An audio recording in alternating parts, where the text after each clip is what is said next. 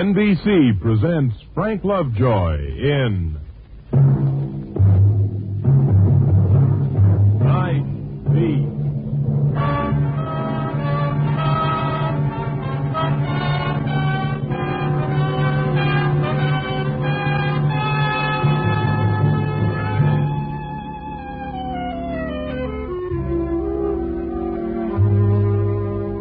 Hi, this is Randy Stone. I cover the night beat for the Chicago Stars. Chicago was known as the Windy City, and for good reason. The winds blow by the hour and the week and the month. Off Lake Michigan, up from the plains country, and down from the heavy timbered north. If you cock your ear, you can hear 27 languages whistling in from the suburbs. Lift your nose, and the breezes will fill it with the scent of foreign cooking, the perfume of the shop girls, and the aroma of businessmen's cigars. Push your hand into the wind, and you can feel the dampness of the tears. And if you really tilt your head the right way, close your eyes, hold your breath, and listen hard, you can hear the moans of the dying. It was a busy Wednesday night. Barnes on the city desk asked me to lend a hand, and I filled in on rewrite for a couple of hours. I just finished taking a leg man's notes over the headphones when the switchboard buzzed me on a personal. Randy Stone? Now, speaking. My name's Richards. I'm a doctor on a receiving ward at Cook County Hospital. Stone, an accident case just came in asking for you. A fellow by the name of John Smith. That's a familiar name. He was hit by a car on a Damick Street about an hour ago. We've done everything we could. Hasn't got long. That bad? The chaplain just administered last rites. John Smith, huh? Yeah. Tell him I'll be right over, Doctor.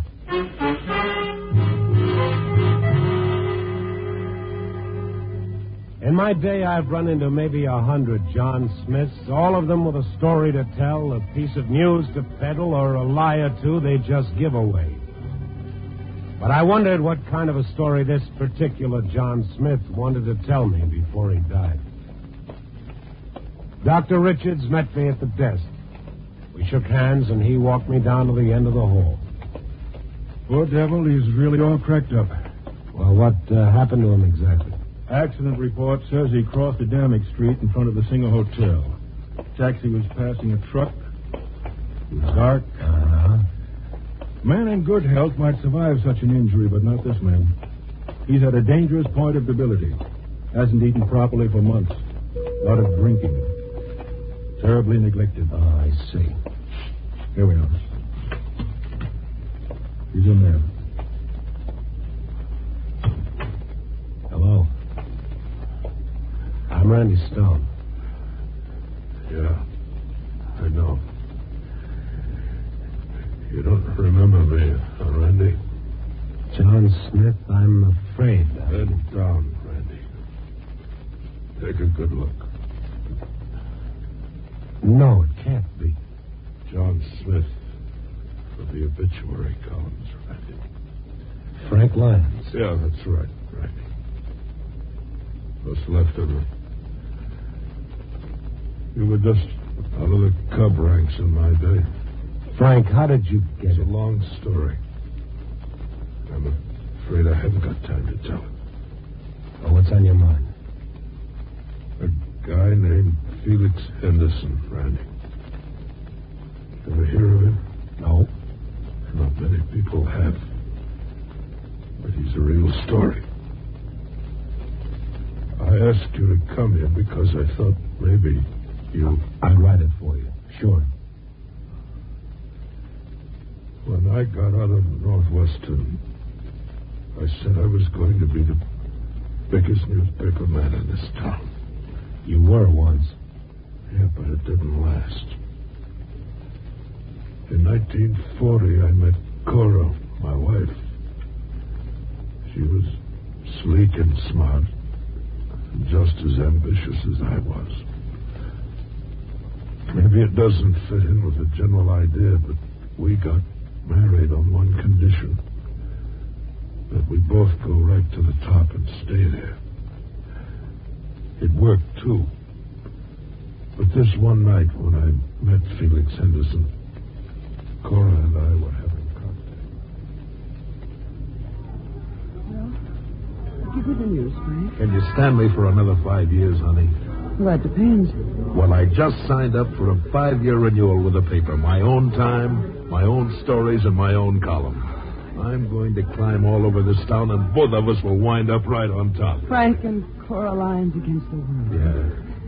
Oh, darling, tell me we aren't doing it wrong, playing it this way. Winners or nothing. It is right, isn't it? Well, of course it's right. We've come this far together. What's the matter? Is the pace too much for you, kid? No, Frank. You would walk out if I failed you in any way, wouldn't you? You know it, baby. Same way you would walk out on me if I slipped. So? Here's to no slips, honey. You know, I like being with you. And I like being with you. Mr. Lyons? Oh, yes.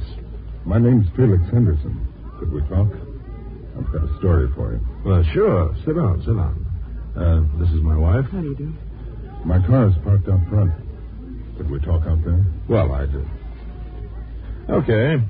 Sorry, darling. Business. I'll wait here, Frank.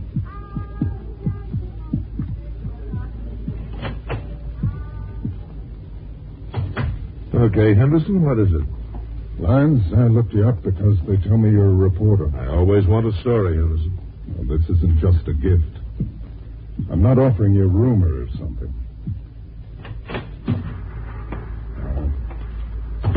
This is my car. Okay.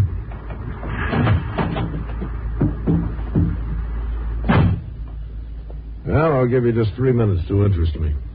It's about old Stan Callahan, the big contractor. They're going to get him on an embezzling charge. Stan Callahan on an embezzling charge? Well, you're crazy, Felix. Yeah? I've got the proof right here in this briefcase. 500. Okay. Let's have it, but it better be straight. In a nutshell, it's this. Here's his bookkeeping records. It's all down here in fine print, how he did it. Oh. Can I borrow these? You cannot. You can sit here in the car and make a longhand copy of anything you want. Well, these look like IOUs. They are. Old Stan Callahan's daughter, Patricia, lost a lot of money to a gambling syndicate. Wrote them these IOUs. Callahan refused to come across it first, but the gamblers put the pressure on him. So old Stan stole the money from the company and paid off for his daughter. Where do you fit in, Felix? I'm a private detective. A certain gambling interest asked me to keep an eye on Patricia Callahan just in case she tried to leave town or something. Okay, Felix, this is a story, and you'll get your 500. So I wrote the story. My paper printed it. The banner was sued for libel, but Callahan was never indicted. All that stuff Felix Henderson had shown me was so much junk. I was bounced and blackballed and washed up overnight. I tried to tell everybody that it was a frame, but nobody would believe me. What about this Felix Henderson? I never could break it because Felix Henderson vanished. Whoever wanted me broken, whoever it was, hired him to frame me. Never had the satisfaction of seeing me run out of town with my tail between my legs. Easy, guys. I've hung around here every day since then. Letting this happen to me. Waiting to get hold of something that'd put me up there again. And today I saw it. What? Felix Henderson, walking down the Damick Street. I tailed him, and when he crossed to go into the Singer Hotel, I followed. Only, with my luck, here I am. A loser again. I'll go and see him for you, Frank. Thank you. Thank you, Stone.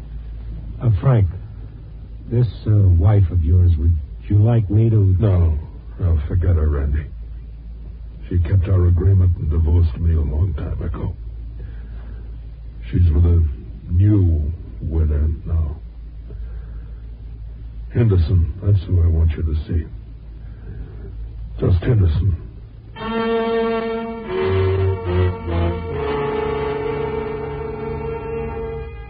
The clerk at the Singer Hotel told me Mr. Henderson was out and that he wouldn't be back for 2 hours. So I went back to the Star morgue file and pulled out the clippings on the old Callahan story. Everything was just as Frank Lyons had said. That is all one could see on the surface. Stan Callahan had died 2 years ago and left his daughter Patricia as the only heir. I got her address, a Gold Coast apartment, and I went over to have a talk. She was pretty as a postcard and as innocent-looking as your sister. Frank Lyons? Oh, the reporter. Yes, that's the one. He's in a hospital right now. I wanted to look into his story a little. Well, after what he wrote about me and my father, you can't expect him to care, can you? He's dying. Oh, I'm sorry. Look, Miss Callahan, it doesn't make any difference now what happens. It's all over. There are no witnesses here. Tell me, did Lyons ever do anything to your father that would make him want to get even? Frankly, that's what's mystified us. We never met the man before in our lives.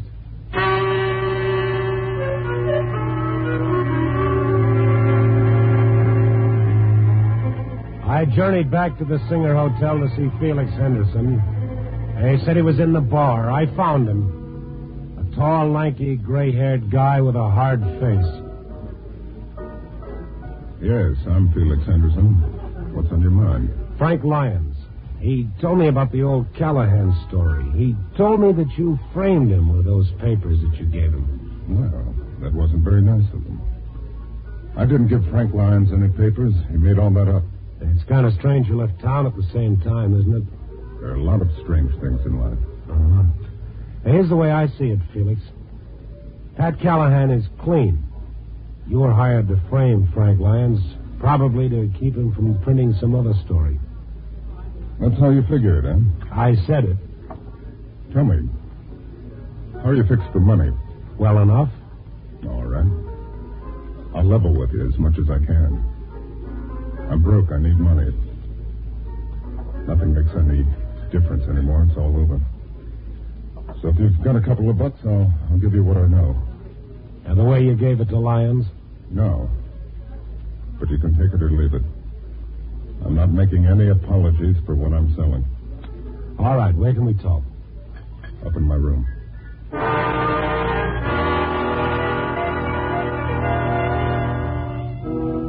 So we finished our drinks and climbed up the stairs to his room. He looked nervous and a little scared, and frankly, I didn't know what to expect. I walked behind him all the way. He unlocked the door, and we went in. I never can find that light switch. Should be on the right over here.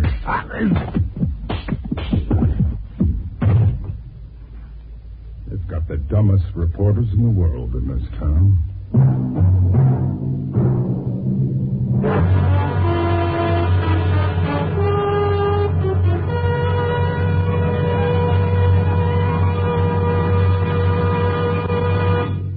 NBC is bringing you Night Beat, starring Frank Lovejoy as Randy Stone. It's the Silver Jubilee on NBC. Here's a program note. Be sure to hear the new adventure series, Martin Caine, Private Eye, featuring popular stage and screen actor Lloyd Nolan, beginning this Sunday over NBC. And remember your 2 Friday evening favorites, The Amazing Mr. Malone and The Man Called X, starring Herbert Marshall. Yes, Friday evening means top mystery entertainment with The Amazing Mr. Malone and The Man Called X. And beginning Sunday, hear Martin Caine, Private Eye, all on this, your NBC station.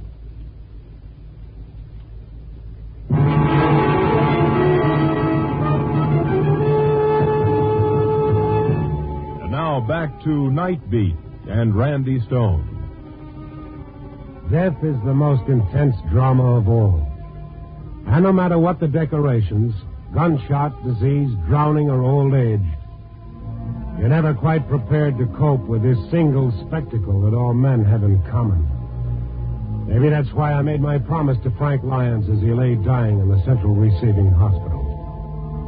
What did I get out of it? A crack on the noggin by a professional bully boy named Felix Henderson. When I came to, a fuzzy glance around his hotel room told me he'd gone. And with him, he'd taken my story for the next edition, and Frank Lyons' story for the next eternity. I was going through the shaking head cold water routine when his phone began jumping around on the hook. Hello. Felix? Yeah, this is Felix. Who's this? I'm told you were at my office today. Obviously, you're in town hoping to collect more money from me. Felix, 3 years ago, I explained you were to stay away from Chicago. Well, a guy gets lonesome. You were paid quite well for your service at that time. There will be no more.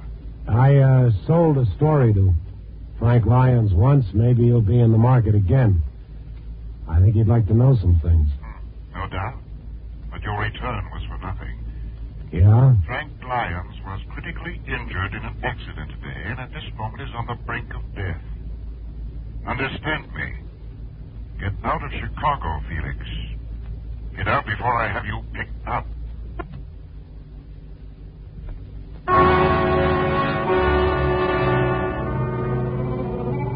A nameless voice on the telephone obviously belonged to a man who had engineered the frame-up of Frank Lyons. There was no way to find out who he was, even though that was my job and my promise to a dying reporter. So I beat it back across town to Central Receiving Hospital, praying all the way that Frank Lyons would still be alive. He's hanging on, Stone. Been conscious on and off since you left. I don't know how, but he's hanging on. Can I talk to him, Doctor? Sure, why not? As far as he's gone, it doesn't matter. Come on. Thank you. Go ahead, Stone. I'll stand by. Thanks, Doc. Hi. Randy? Yeah, it's me again. I'm like a cub, Frank. You gotta steer me a little nearer to the story. Did you talk to Henderson? Yeah, but I got nothing out of him. Randy, I'm hanging on here waiting for it. You've got to get it. I'm doing my best. Don't try to talk right now. Just listen to me. All right. Frank, what did you have on the fire then? What story was so big that somebody would want to frame you out of the business? Frank. Frank. What's that, Stone? Is he gone? About an inch away. Has lapsed again. This time it may be for good.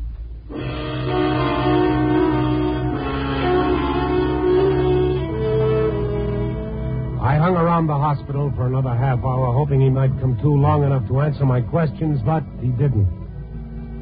And then I remembered he'd been married once. It occurred to me that most guys talk to their wives about things, so I decided to look up his ex-wife. She'd married a lawyer named Palmer, and they lived in Glencoe. Took me 3/4 of an hour to get out to her address. A big brown house that was a shade smaller than Soldiers Field. I was asked to wait in the library. I'm Addison Palmer. Sorry to have kept you waiting, Mr. Stone. Mrs. Palmer and I have guests tonight. Please sit down. Thank you. Stone. Forgive me, but I don't seem to recall your name. You don't know me, Mr. Palmer. I'm a newspaperman. Newspaperman? Oh, really? I asked the man who answered the door if I could speak with Mrs. Palmer. Oh, and I must have misunderstood. I thought you came to see me. Are you an old friend of my wife's? No. I asked because Mrs. Palmer's former husband was a newspaperman also. Wait here, Mr. Stone. I'll get Cora.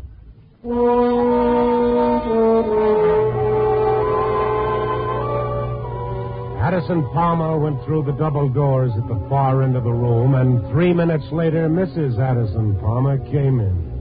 Neat, trim, groomed, self-assured. And she was tailored for the kind of house she lived in and the kind of life she was obviously living. My husband said you came here to see me. Mr. Stone, is it? Yes, that's right. Randy Stone, reporter. I'm on a story. I thought perhaps that you might help me. Well, in what way? You were once married to a man named Frank Lyons. Yes, that's true. What exactly do you want, Mr. Stone? We're entertaining tonight. Well, Frank once had quite a reputation for getting stories that no one else was ever able to get. He stepped on a lot of toes. He incurred a lot of anger around the state. You remember any story he was working on at the time he lost his job that might have caused someone to want to ruin him or shut him up? Mr. Stone, Frank told me nothing of his stories. I seldom inquired. Oh. Well, I just thought you might have something that would help. Why don't you ask him? I hear he's still in Chicago. Oh, Frank was hit by a car today. Right now, he's dying at Central Receiving. Oh, that's too bad. Is that all you have to say? Look, we were married for 6 years. Some of them were good years and some of them were bad years. We finally parted and that was that. Do I make myself clear? Clear enough, I guess. Just what do you expect me to do, Mr. Stone? Well, just, go down to the hospital, maybe to hold him in your arms or look at him and talk to him or do anything that would make his dying like this a little easier, that's all. Very well put, Mr. Stone. I'm moved. Oh, that's great. Mrs. Palmer, I'll see you around. Wait, I am moved, Mr. Stone. From my point of view, I wouldn't mind crying for all the good days and all the good years Frank and I had together. It's just that the bad ones keep getting in the way. Both of us arranged that. We wanted more excitement, more sophistication. Cora, dear, our guests are waiting. Cora, you look miserable. It's nothing, Ed. Mr. Stone, I don't know what you've been saying, but I request that you leave my home. I was just leaving, Mr. Palmer. It's sort of cold in here. Wait a minute. What hospital did you say he was in? Central Receiving, under the name of John Smith. I'm going to see him. I hope he's still alive. Cora, what is this? Frank was hurt in an accident today. Oh, so this is the news you brought him, Mr. Stone. I've got to see him, Ed. Well, Mr. Stone, I don't believe you and I have anything further to discuss. I don't think so. Oh, what paper are you on? Chicago Star. I dislike having my evening upset. I'll do my very best to have you fired, Mr. Stone.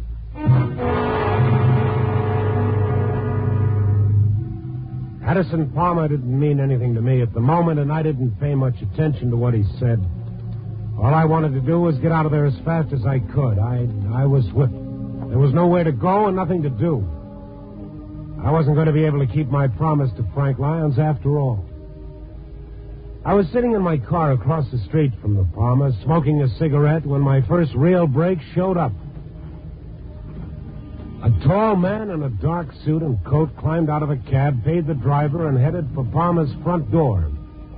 He didn't see me, but I saw enough of him to recognize a familiar face. It was Felix Henderson. I hurried to the phone booth of an all-night drugstore and put in a call to the paper. I got Poby in the file room. Hello. This is Stone, Poby. Oh, yes. Still working on the Frank Lyons thing? Yeah, I just got something that's got to be checked. Sure. Can you tell me who handled the Callahan libel suit? Hold on. Still got the clips out. Yeah, two attorneys. Fellows named Martin Jessup and Crane Killard. Oh. If you want to talk to them, they're part of legal firm of Granger, Jessup, Killard, and Palmer. Did you say Palmer? Yeah, sure. Anderson Palmer. Richard's Creases, that one. Lives out in Glencoe in a 20-room bungalow. I know, Poby. And you ought to see who's on his guest list tonight.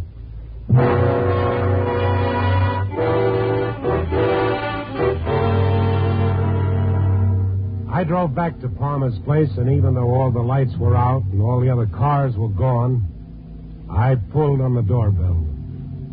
No one answered. Then I noticed the door was open a crack, and I just walked in. There was a light on in the bar, and a man swaying behind it with a glass in his hand. And before I could get to him, he pulled half the bar down as he fell. No, Felix. No more, please. This isn't Felix Henderson. Let go of me. I'm just trying to help you up. Now stop fighting or I'll hit you with a beer mug. Oh, it's you, Stone. Yeah, and I should have left you there. Now, come on, I'll walk you over to the sofa.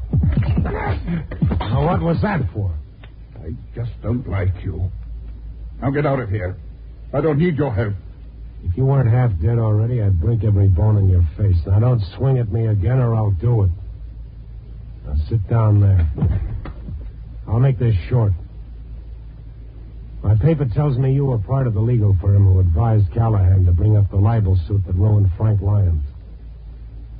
That means you hired Felix to work the frame. I won't admit anything. You did it to get Frank's wife. Although why you'd want her, I don't know. You knew she'd never leave him while he was on the top, so you kicked him to the bottom. I never had to kick anybody to the bottom. Let them alone and they'll find their own way. Well, that's the way it's going to be in the paper tomorrow. You see, I met Felix Henderson earlier tonight myself, and I also met you on the phone when I was in his hotel room. Oh. Well, you need better proof than that, Mr. Stone. I broke one man for libelous statements. I'm capable of breaking you. Mr. Henderson's testimony, if you should ever locate him again, would be of no value without documentation. There is no such thing. Do you follow me? Yeah, I follow you.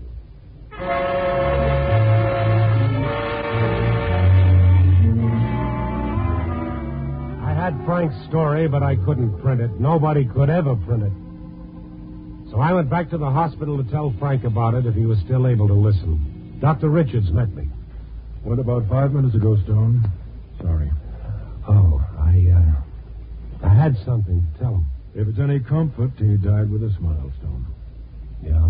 His ex-wife came in and held his hand. You have anything to do with that? Oh, I talked with him. Oh, here she comes now. I'll see you later. Oh. Mr. Stone. It's all over. I did what you asked me. So I heard. You see, I was moved, Mr. Stone. Buy me some coffee or something, will you, please?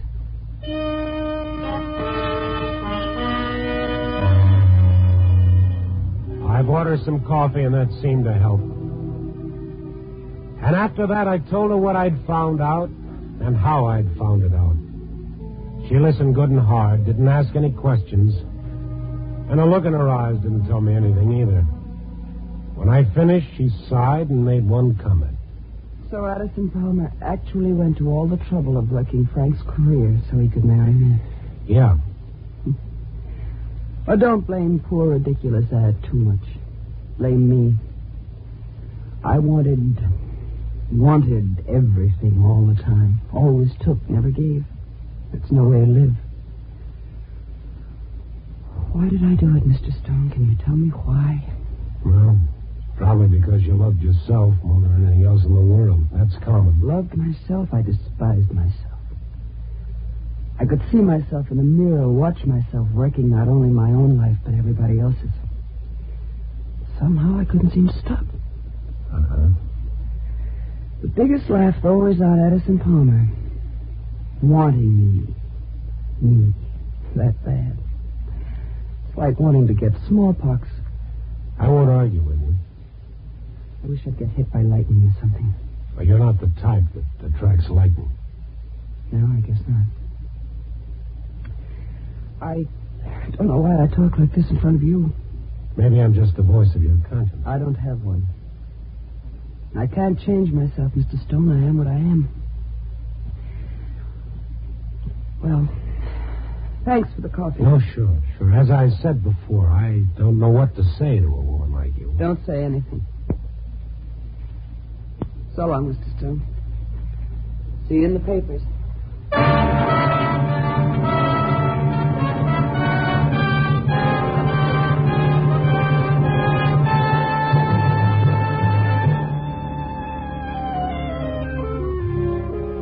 And there it was, a story I found and I couldn't print.